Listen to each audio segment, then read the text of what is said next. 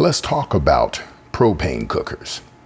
You'd be surprised how many people actually do not know what a propane stove is.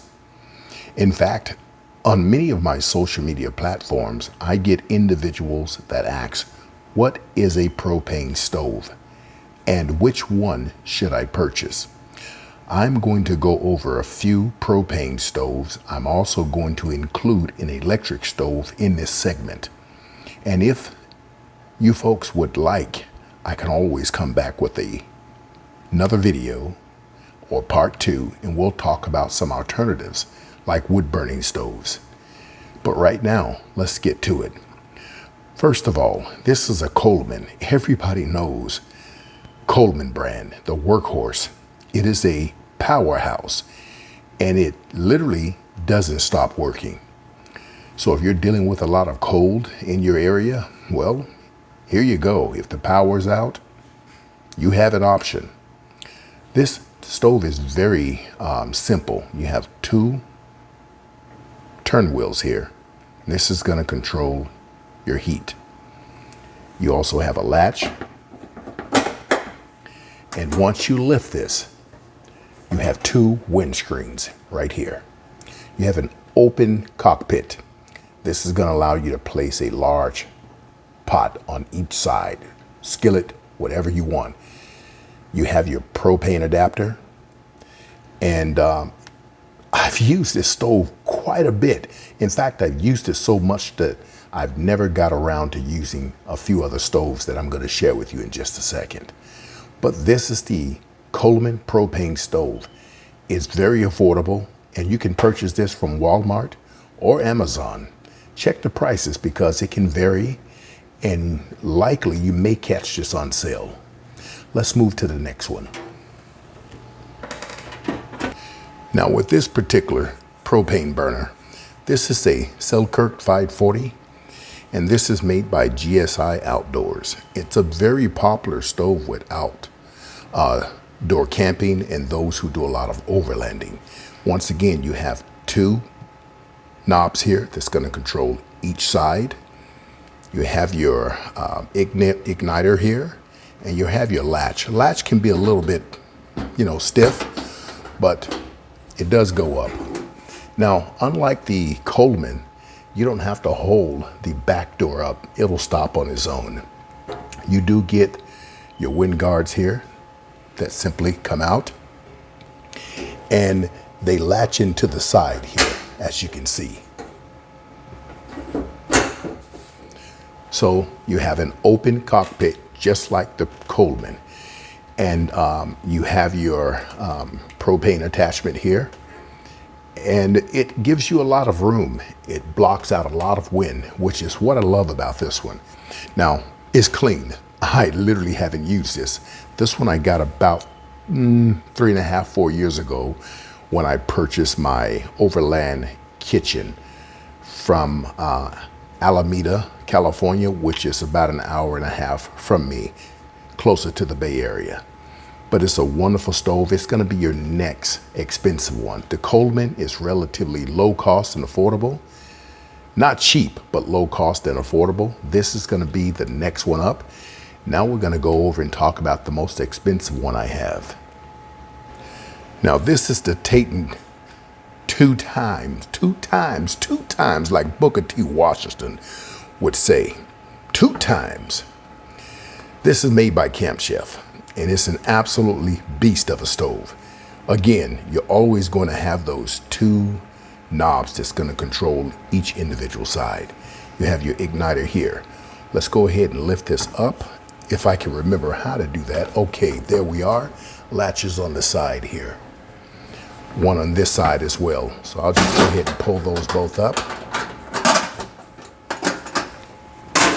And this one does not stay up like the other stoves. So you've got to automatically lean it back, take your windscreens that are built in, pull it forward, and you'll find your latches right here on the side, and that'll keep this up.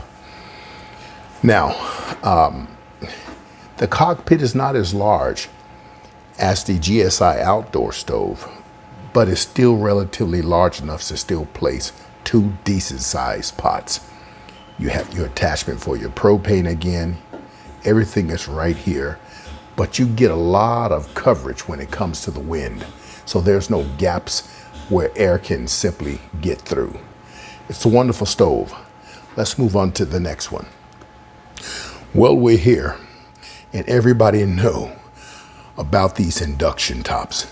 Now, this is not propane, but this is an alternative that you could actually find very useful in time of need. Now, the induction top, you just can't throw any type of material of a pot or pan or skillet on top. It has to have the proper seal on the bottom of the actual device that you're using to cook in. You have your power on and off button. You have your heating, temp, timer, your plus, minus, and you have your heating, temp, and timer over here as well. This is going to give you a digital display, and it's the Dux Top Induction Cooktop Expert. That's the name of this one right here. And you get your power cord. You can plug into any wall outlet. In this case, if the grid is down, you're not going to be able to use this inside your home unless you have solar built into your home. But otherwise, you could simply do this. So when it comes to your induction cooktop, you're gonna need some sort of power. A pretty substantial power unit, such as one of these Blue Eddies or EcoFlow or whatever device you have. Now remember, these are going to kick out a pretty good amount of power. I want you to look very close here. Right here, you got your induction cooker. And if you look, it's 120 volts, 60 hertz, 1800 watts. So you want to make sure you got something that can take that load. Otherwise, your cooking's going to be very short and it's not going to work for you. So I'm going to end up going with the Elite 200. The AC 180 could do it because it has an 1800 watt starting point. This one is 2600 watts. So let's go ahead and turn this on. We're going to plug it in first. We're going to turn it on. We're going to turn on the AC. And you see the unit comes on. So first and foremost, this is your power on. And then you can control the temperature, whatever that may be. But we're going to turn it off because we're not cooking anything. No big deal. So the goal here is to make sure that you have a power generator, a solar power generator, or you could use a gas generator, but I don't think many people want to do that unless they really have to. I like to keep things quiet just so I don't attract neighbors and whatnot. But this is another alternative. If you folks are looking for other alternatives, I can come back with another video and share that with you. But let me know in the comments what you like. I don't want to give you something that may not be feasible for you folks. And I hope that I could drive whatever content that you need, if that's possible. Just let me know.